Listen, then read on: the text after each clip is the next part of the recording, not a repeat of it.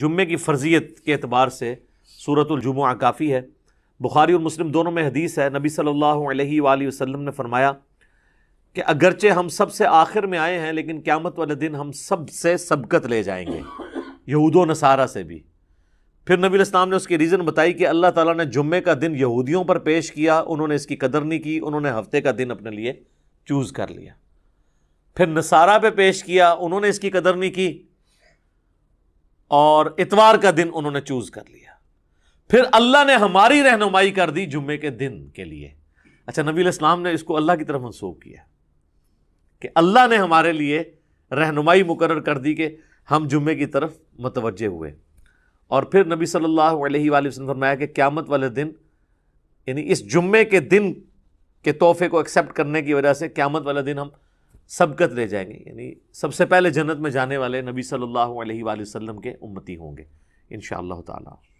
اللہم اجعلنا منہم، آمین۔ صحیح مسلم میں ایک حدیث ہے کہ نبی صلی اللہ علیہ وآلہ وسلم نے فرمایا کہ جمعے کا دن باقی تمام دنوں کا سردار ہے۔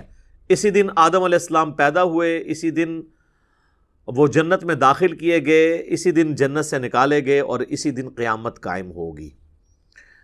ایک اور حدیث ہے بخاری اور مسلم دونوں میں، نبی صلی اللہ علیہ وآلہ وسلم نے فرمایا کہ جمعے کے دن ایک گھڑی، ایک لمحہ ایسا آتا ہے کہ اس گھڑی میں جو اللہ سے خیر مانگی جائے نا، اللہ تعالیٰ وہ خیر عطا فرما دیتا ہے۔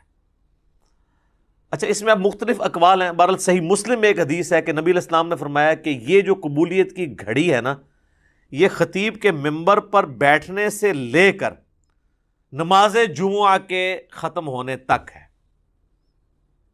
اس دوران یہ ایکٹیویٹی ہے، یعنی ایک گھڑی ایسی آتی ہے جو قبولیت کا وقت ہے۔ ویسے پبلک میں مشہور ہے کہ وہ دو خطبوں کے درمیان وہ بھی ہو سکتا ہے، اس کے علاوہ بھی نماز کا بھی وقت ہو سکتا ہے جس میں آپ اللہ کی طرف رجوع لاتے ہیں۔ جمعے میں جمعے کی نماز اور اس کی تقریر کے علاوہ دو اعمال ایسے ہیں جو اسپیسیفکلی اہمیت کے حامل ہیں۔ المستدرک للحاکم میں صحیح سند سے یہ حدیث ہے، مشکات کے اندر بھی موجود ہے، کہ جو شخص سورۃ الکہف کی تلاوت کر لے جمعے کے دن تو اگلے جمعے تک اس کے لیے ایک نور اللہ کی طرف سے مقرر ہو جائے گا۔ اور ابو داؤد میں ایک حدیث ہے، مشکات میں بھی ہے، سنن نسائی میں بھی، ابن ماجہ میں بھی، کہ نبی صلی اللہ علیہ وآلہ وسلم نے فرمایا کہ جمعے کا دن جو ہے یہ یوم مشہود ہے، یعنی اللہ کے حضور اعمال پیش ہونے کے اعتبار سے۔ اور اس دن آدم علیہ السلام پیدا ہوئے اور یہ تمام دنوں کا سردار ہے۔ تم اس دن مجھ پر کثرت سے درود پڑھو، تمہارا درود مجھ پر پیش کیا جائے گا۔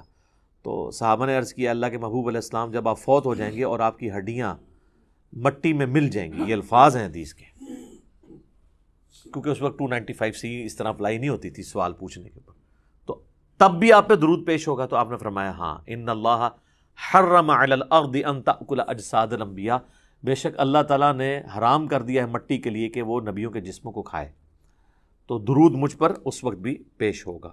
تو جمعے کا دن اسپیسیفکلی درود شریف کا دن بھی ہے۔ اللہم صلی علی محمد وعلی آل محمد۔